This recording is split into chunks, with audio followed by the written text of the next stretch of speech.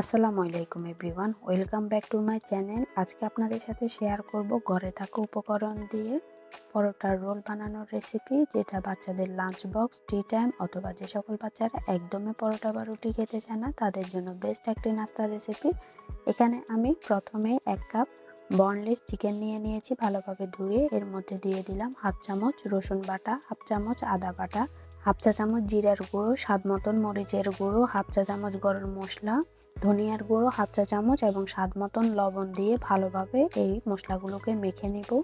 মাখা হয়ে গেলে এবার চুলায় একটি প্যানের মধ্যে 1 টেবিল চামচের থেকে একটু বেশি সয়াবিন তেল দিয়ে দিয়েছি। তেলটা গরম হয়ে গেলে আগে থেকে মেখে রাখা মুরগির মাংসটা এর মধ্যে দিয়ে দিব। চুলার আগুন মিডিয়াম টু লো এর মাঝামাঝি রেখে এই মুরগির মাংসটা রান্না করে নেব। যখন মাংসের কালারটা এরকম চেঞ্জ হয়ে যাবে, এবার ঢাকনা দিয়ে এইটা রেখে দিব 5 মিনিটের মতো। 5 মিনিট পর ঢাকনাটা উঠিয়ে ভালোভাবে আবারও নেড়ে চেড়ে দিব, যাতে নিচ থেকে লেগে না যায়।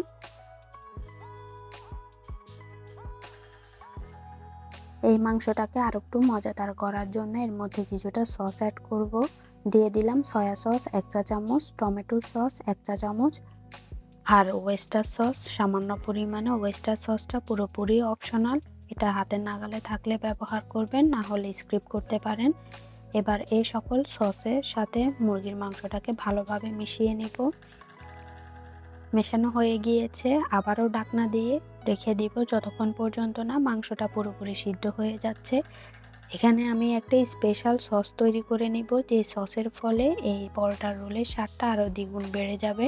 একটি বাটির মধ্যে 3 টেবিল চামচের মতো মেয়োনিজ নিয়ে নিয়েছি। এই মেয়োনিজটা আমার বাসায় তৈরি করা, এই রেসিপি ডিসক্রিপশন বক্সে দিয়ে দিব, আপনারা চাইলে দেখে নিতে পারেন। আর দিয়ে দিলাম 1.5 টেবিল চামচের মতো টমেটো সস এবং 1/4 টিস্পুন কালো গোলমরিচের গুঁড়ো। চাইলে এখানে সাদা গোলমরিচের গুঁড়োটা ইউজ করতে পারেন। ভালোভাবে এই সকল উপকরণ মিশিয়ে নিলে তৈরি হয়ে গেল এই স্পেশাল সসটা।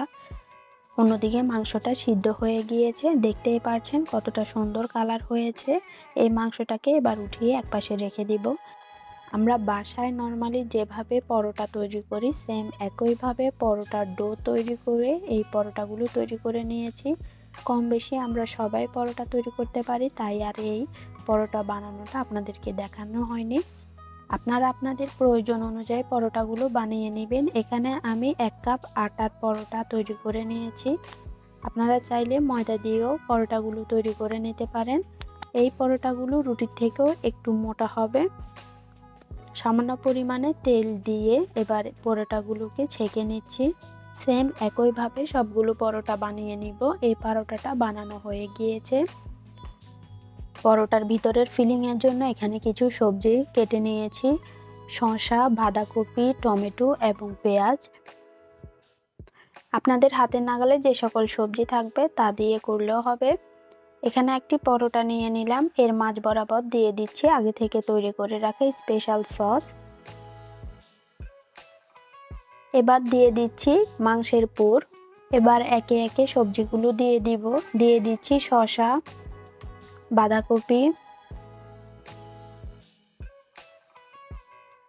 পেঁয়াজ এবং টমেটো কুচি। এখানে যে এই সকল সবজি ব্যবহার করতে হবে তা কিন্তু নয়, আপনাদের হাতের নাগালে যে সকল সবজি থাকবে তা দিয়ে করলেই হবে। সবজিগুলো যাতে ড্রাই মনে না হয়, এজন্য এর উপর থেকে আরও কিছুটা পরিমাণ সস দিয়ে দিচ্ছি। পরোটাটাকে ফোল্ড করে নিলেই তৈরি হয়ে গেল চিকেন পরোটার রোল। খুবই মজাদার এই চিকেন পরোটার রোলটা, একবার বাসায় ট্রাই করলে বুঝতে পারবেন। একদমই ইজি এই চিকেন রোল পরোটাটা তৈরি করা। যে কেউ বাসায় অল্প কিছু উপকরণ দিয়ে তৈরি করে ফেলতে পারবেন। আর ট্রাস্ট মি, বাচ্চাদেরকে এই চিকেন রোল পরোটাটা বানিয়ে দিলে তারা অবশ্যই পুরোটা শেষ করবে। আশা করি আমার এই ভিডিওটি ভালো লেগেছে। আর যদি ভালো লেগে থাকে তবে আমার চ্যানেলটিকে সাবস্ক্রাইব করতে ভুলবেন না, আর পাশে থাকা বেল আইকনটি প্রেস করে দিবেন। আল্লাহ হাফেজ।